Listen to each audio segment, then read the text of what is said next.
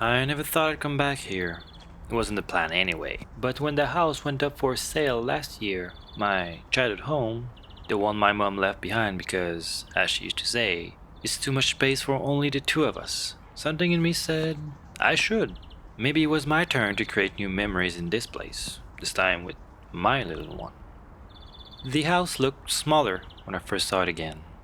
The white paint on the porch was cracked, and the garden had turned into a wild mess of weeds and color. But the smell, that faint mix of dust and lilac, was exactly the same. For a second, standing there in the doorway, I could almost hear my mother humming in the kitchen. It felt familiar. I started remembering little things, how the hallway light would flicker when you closed the front door too hard, how the second step on the staircase always creaked like it was complaining. I even remember the way the morning sun used to come through the living room in long golden stripes. I didn't remember much about the basement though. I knew it scared me when I was young. I mean, it was all concrete, with only a single light bulb way too dim to reach every corner. And the worst part, the only way to turn it off was by pulling the little chain beside it. So I had to run for the stairs in the dark, hoping to reach the light from the living room above. Hey, Spider-Man, that's a huge box you got there.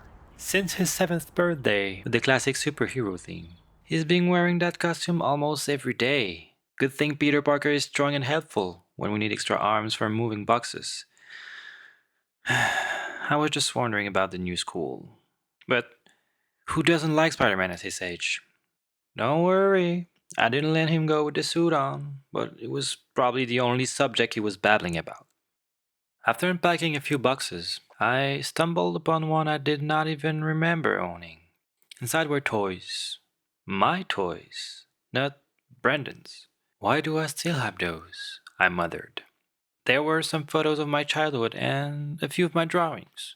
The pictures made me laugh, me with dirt on my face, me holding a frog, me and Dad building a tree house I barely remember finishing.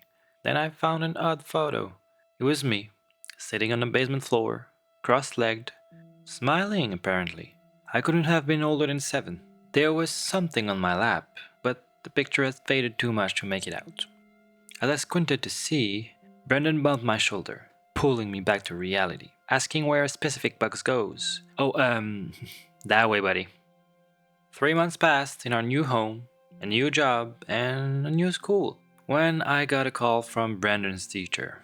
Looks like Spider-Man wasn't as popular as I thought. Some of his classmates were bullying him. I should go talk to him, I decided. When I walked into his room, he was playing with one of my old toys, a magic 8 ball. If you don't know what that is, well, maybe you're too young to listen to my story. But basically, you ask a yes or no question, shake it, and one of the 20 possible answers appears in the little window. Hey, buddy, looks like you found my old toys. He looked at me and hesitantly nodded, then shook the ball before handing it to me. But you need to ask a question first, I said. The message that floated up read, "You found me again." I don't know why, but those words made my chest tighten. Like a memory was trying to surface, the first piece of a puzzle I didn't want to complete. I got up, put the toy back in its box, and hid it deep in my wardrobe. Later that evening, I learned Brandon had made a new friend he called Junior. Junior was the best at climbing trees, he said. It was comforting after hearing about the bullying. Maybe you can invite your friend for a movie, eventually, I said as I went to make dinner. As time passed, Brandon started playing more often in the basement, saying it was perfect for practicing his spider powers. Back in my days, we'd call that the floor is lava. Touch the ground, and you're out. It gave me an excuse to finish renovating his superhero training zone. And honestly, I prefer him jumping from couch to couch down there instead of the living room. Less stuff to break. 2 weeks later, I was done. Padded mats, bright paint, even a new light. Let's say I was proud of my job. You know, that's what you do as a dad, huh? There you go, Spidey, I said proudly. A brand new town to save. Brendan ran down the stairs, eyes wide with excitement. He climbed the biggest sofa, stood tall, and saluted. Don't worry, folks. Spider-Man and his sidekick are here to protect you, he acclaimed. Then he jumped and climbed around, laughing and talking to someone I couldn't see. I didn't have to ask who. Of course, it was Junior. I don't know why I did not expect that. An imaginary friend. It made perfect sense after all. The move, the bullying, and the lack of a new friend. A week later, Brandon stopped playing in the basement altogether. I went to his room to ask why. Hey, I didn't do all that work for only a week of fun. He told me Junior had moved to another town. What? Does that mean his brain just flushed him out? Doesn't need him anymore? Brandon suddenly got up and walked towards the basement stairs. Brandon? No answer. I followed him down, where he was sitting cross-legged on the floor, holding the magic 8-ball. Why do you have that toy again? I asked. The white lady gave it to me, he said softly. The white lady? Another imaginary friend? I thought. She's an old friend of yours, he added. Brennan shook the toy and handed it to me. The message said, "Time to settle our agreement, Junior." Junior, I whispered.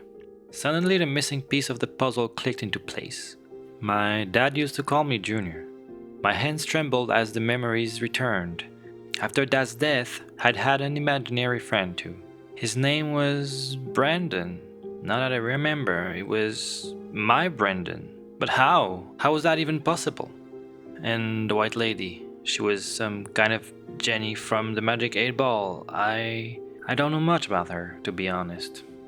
My eyes filled with tears as I remembered the agreement she mentioned.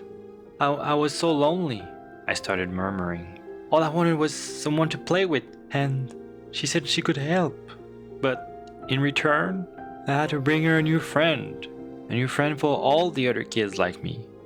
Brandon put his small hand on my trembling arm. I need to go, Dad. New friends are waiting for me. You need to go now? Already?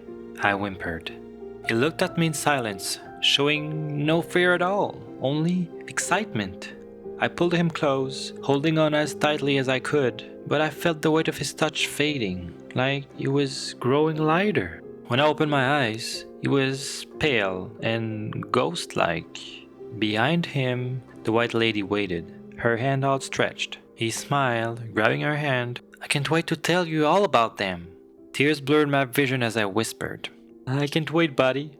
I can't wait. And just like that, he vanished. Still smiling, still waving goodbye.